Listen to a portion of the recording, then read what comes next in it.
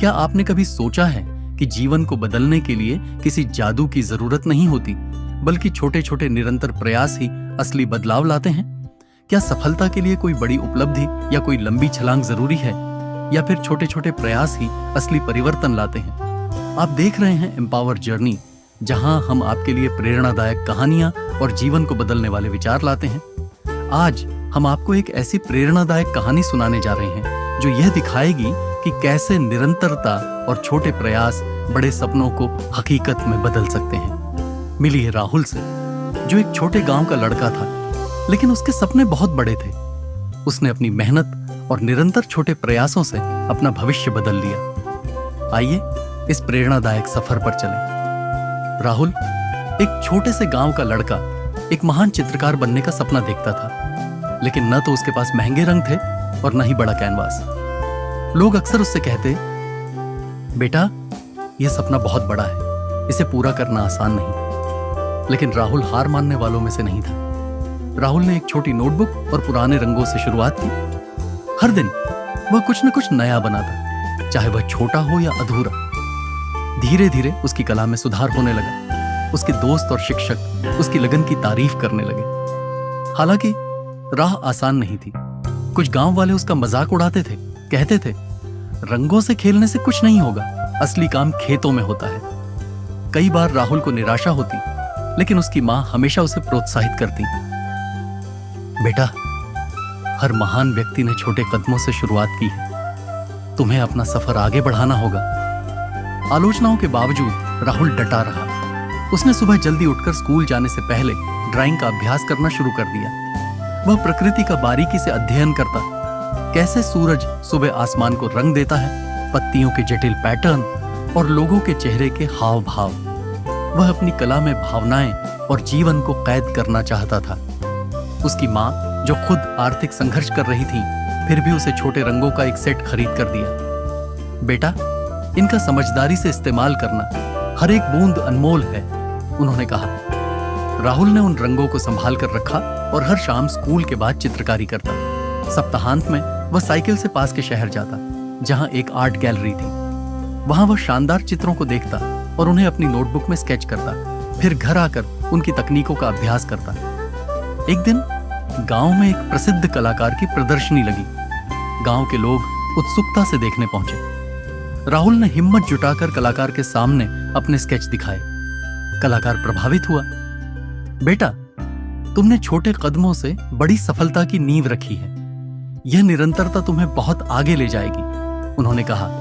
उन्होंने राहुल को युवा कलाकारों के लिए एक छात्रवृत्ति प्रतियोगिता के बारे में बताया। यह राहुल के लिए एक सुनहरा मौका था। राहुल ने दिन रात मेहनत कर अपने सबसे बेहतरीन चित्र बनाए और प्रतियोगिता में भेजे। इंतजार के दिन लंबे और बेचैन कर देने वाले थे। जब परिणाम घोषित हुए तो उसने जीत हासिल की। उसे शहर के एक प्रसिद्ध आर्ट स्कूल में पढ़ाई का अवसर मिला। शहर बहुत विशाल था, ऊंची इमारतें, भीड़ भाड़ वाली सड़कें और एक बिल्कुल नया माहौल। राहुल ने इतनी बड़ी संख्या में कलाकारों को एक साथ पहले कभी नहीं देखा था। उसके सहपाठी संपन्न परिवारों से थे और बचपन से ही पेशेवर शिक्षकों से प्रशिक्षण ले रहे थे। शुरुआत में राहुल खुद को वहां अलग थलग महसूस करता था, लेकिन उसने अपने छोटे कदमों के सिद्धांत को याद रखा। हर सुबह वह आर्ट स्टूडियो में मेहनत करता। उसके प्रोफेसर ने उसकी लगन देखी और उसे अतिरिक्त कक्षाएं दी। राहुल धीरे धीरे आत्मविश्वास हासिल करने लगा और उसकी कला में निखार आता गया। हालांकि शहर में जीवन आसान नहीं था।